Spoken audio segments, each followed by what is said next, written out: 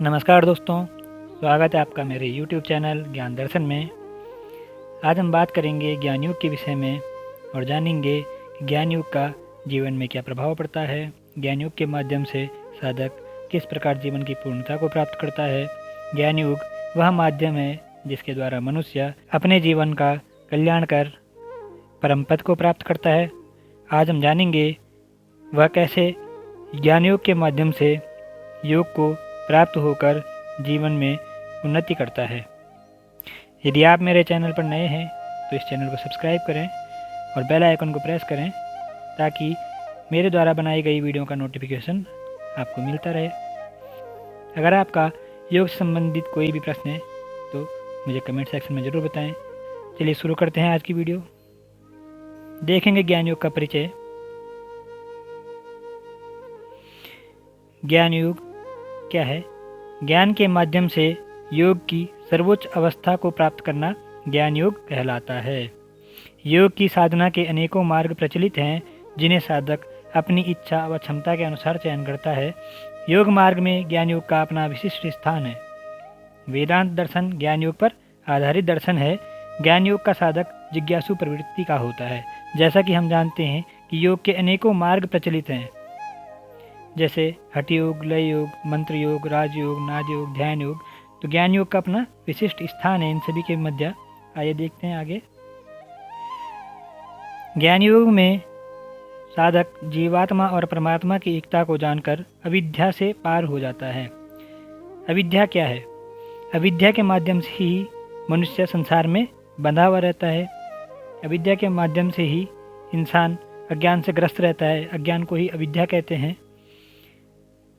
इस अविद्या से, इस अज्ञान से मुक्त होना ही मुक्ति कहलाती है। इस प्रकार परमात्मा को जानकर ब्रह्म भाव को प्राप्त होना ही ज्ञान योग की साधना का लक्ष्य है। ज्ञान योग में स्थित योगी अपने समस्त कर्तव्य कर्मों को करता हुआ परमात्मा से अपृथक रूप से जुड़ा रहता है तथा उसे संसारिक प्रपंच विचलित नहीं कर पाते। वह संसारिक यात्रा में सारे कर्म करता हुआ भी अविद्या से प्रभावित नहीं होता, अर्थात अज्ञान से प्रभावित नहीं होता। उसे कोई भी राग द्वेष नहीं होता। वह मोह माया से अलिप्त रहता है। उसे आत्म स्वरूप का निश्चित ज्ञान हो जाता है जिससे उसके सभी संशय निवृत्त हो जाते हैं। वह उसे सत्य के ज्ञान से परम शांति की अनुभूति होती है। वह उसकी स्थिति कभी विचलित नहीं होती। हमने जाना कि ज्ञान योग में साधक की क्या अवस्था होती है। इसके बाद हम देखेंगे कि श्रीमद् भगवद गीता में भगवान श्री कृष्ण ज्ञान योग के विषय में क्या कहते हैं। ज्ञान योग में स्थित योगी की स्थिति कैसी होती है, आगे देखेंगे। भगवान कहते हैं कि हे अर्जुन, प्रजहाति यदा कामान सर्वान् पार्थ मनोगतान आत्मन्येवात्मनः तुष्टः स्थित प्रज्ञस्तदोच्यते। अर्थात जिस काल में यह पुरुष मन की संपूर्ण कामनाओं का भली भांति त्याग कर देता है और आत्मा से आत्मा में ही आत्मन्येवात्मनः तुष्टः, आत्मा में ही तुष्ट रहता हुआ अर्थात संतुष्ट रहता हुआ जब वह जीता है, उस काल में वह योगी, वह ज्ञानी स्थित प्रज्ञ कहलाता है। स्थित प्रज्ञस्तदोच्यते। ज्ञान योग के साधन। ज्ञान योग के क्या क्या साधन हैं? मुख्य रूप से ज्ञान योग के दो साधन कहे गए हैं। पहला है बहिरंग साधन, जिन्हें हम बाह्य साधनों के रूप से जानते हैं, और दूसरा है अंतरंग साधन। अर्थात ज्ञान योग में स्थिति के लिए सबसे पहले हमें बहिरंग साधनों को मजबूत करना होता है। उसके पश्चात हम अंतरंग साधनों की ओर चलते हैं। यह साधना पद्धति का क्रम है। बहिरंग साधन कौन कौन से हैं? यह 4 प्रकार के बताए गए हैं। पहला है विवेक, दूसरा वह वैराग्य, तीसरा है षट संपत्ति, जिन्हें 6 प्रकार की संपत्तियों में गिना जाता है। उनमें से सम, दम, तितिक्षा, उपरति, श्रद्धा और समाधान, यह 6 प्रकार की संपत्तियां हैं। और चौथा है मुमुक्षुत्व। अब देखेंगे अंतरंग साधन। अंतरंग साधन 3 प्रकार के माने जाते हैं। पहला है श्रवण, दूसरा है मनन, तीसरा है निधिध्यासन। यह ज्ञान योग के साधन हैं। चलिए इन पर चर्चा करते हैं।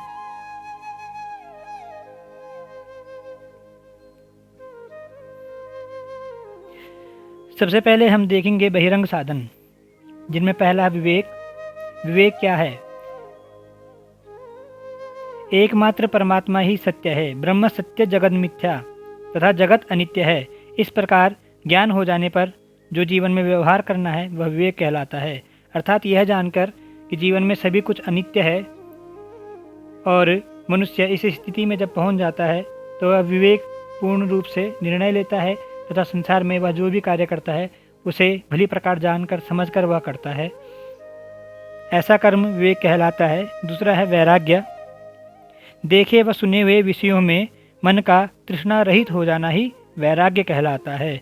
महर्षि पतंजलि ने पातंजलि योग सूत्र में यह सूत्र दिया है जिसमें उन्होंने बताया है, दृष्टानुश्रविक विषय वितृष्णस्य वशीकार संज्ञा वैराग्यम।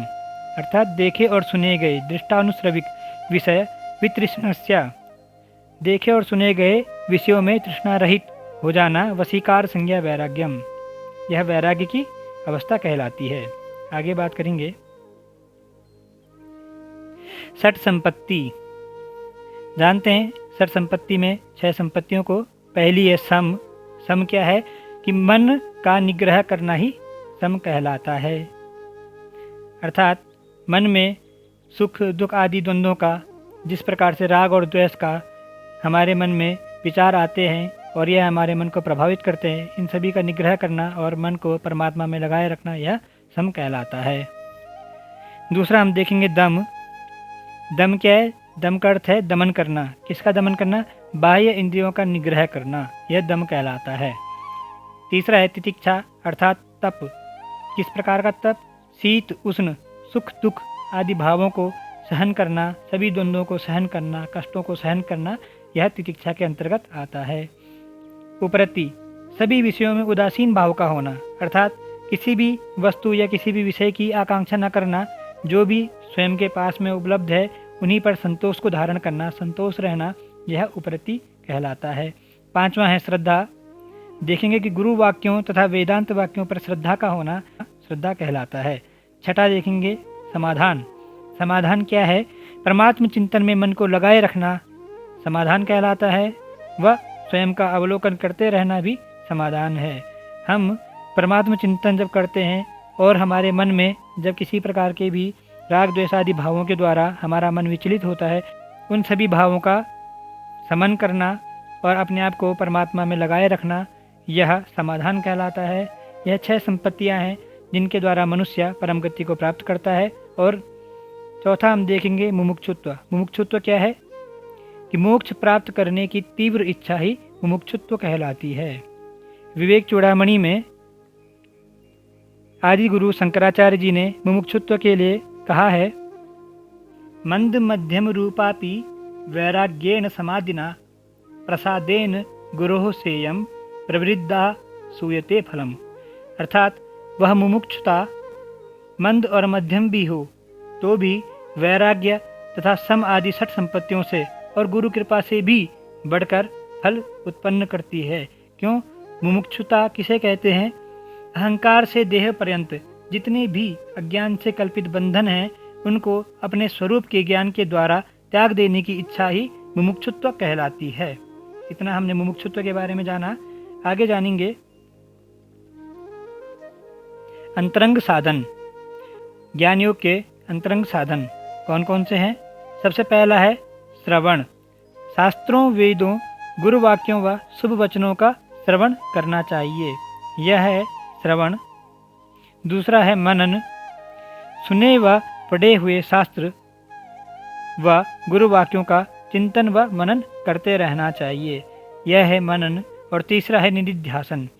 ज्ञान पाने के लिए केवल श्रवण मनन ही पर्याप्त नहीं है, उन पर विचार करने के पश्चात जीवन में उपयोग करने को ही निधिध्यासन कहते हैं।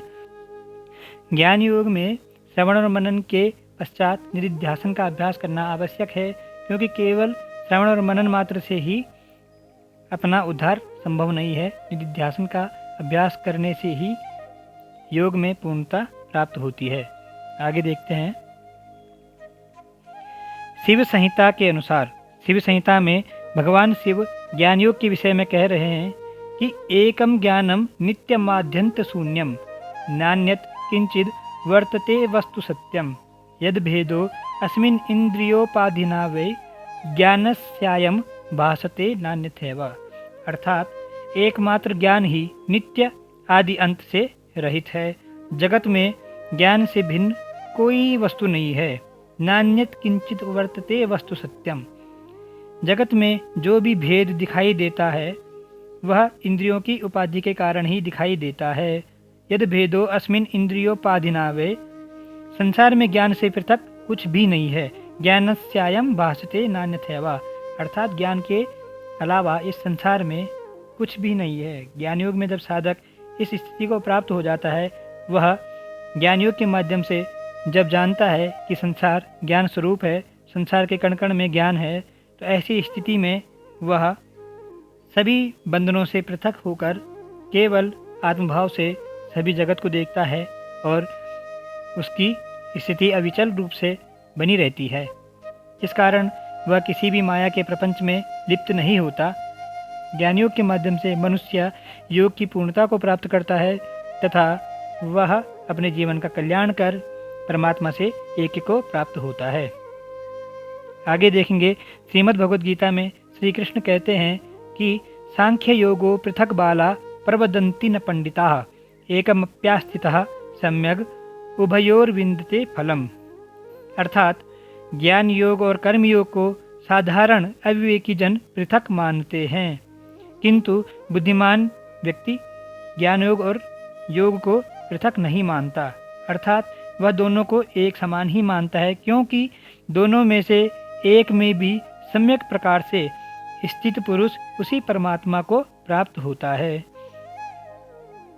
हमने जाना ज्ञान योग और कर्म योग यह साधन तो हैं, पृथक साधन तो हैं, किंतु वास्तव में यह एक ही है, क्योंकि ज्ञान के माध्यम से योग की प्राप्ति होती है और योग के माध्यम से ही ज्ञान की प्राप्ति होती है।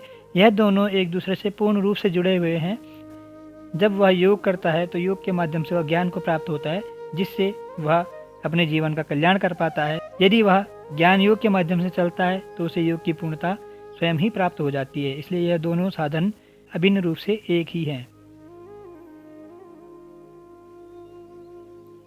कहा भी गया है श्रीमद् भगवद गीता में, योग युक्तो विशुद्धात्मा विजितात्मा जितेंद्रिया सर्वभूतात्म भूतात्मा कुर्वन्नपि न लिप्यते, अर्थात कि जिसका मन अपने वश में है, जो जितेंद्रिय एवं विशुद्ध अंतःकरण वाला है और संपूर्ण प्राणियों का आत्मरूप परमात्मा ही जिसका आत्मा है, ऐसा कर्मयोगी कर्म करता हुआ भी लिप्त नहीं होता, अर्थात सर्वभूतात्म भूतात्मा कुर्वन्नपि न लिप्यते, वह सभी प्राणियों को एक ही दृष्टि से देखता है, वह सभी में एकत्व ही देखता है। इस प्रकार वह कभी अपनी स्थिति से विचलित नहीं होता।